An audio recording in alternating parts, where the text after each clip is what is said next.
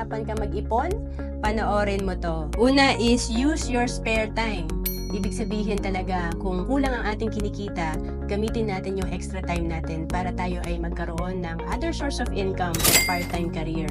And then pangalawa, magkaroon ng financial literacy.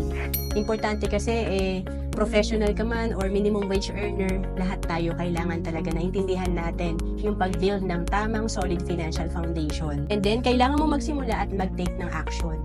Madalas kasi hanggang goal lang tayo or hanggang simula lang. Yung consistency, importante. Hindi lang dapat isang taon tayo mag-iipon, kukunin na natin na tuubusin ang ipon natin, or pag medyo lumaki na, 50,000, gagastusin agad natin pang travel. So, dapat long-term din. Meron tayong mga long-term goals. And then, pang-apat, huwag magpapadala sa social media. Ito yung FOMO or fear of missing out.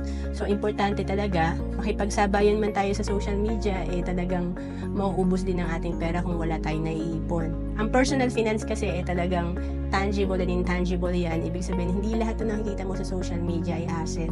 Pwede yung iba dyan talaga ay utang. And then pang-lima, magkaroon ng additional source of income para makabayad ng utang ng mabilis. Kasi madalas talaga may utang. Pero pag meron tayong multiple sources of income, mas mabilis tayong makakabayad ng utang natin at mabilis tayong makakapagsimula sa pag-iipon at pag-i-invest. To know more about savings and investment, message mo na ako sa FB, Roan Celis Capistrano.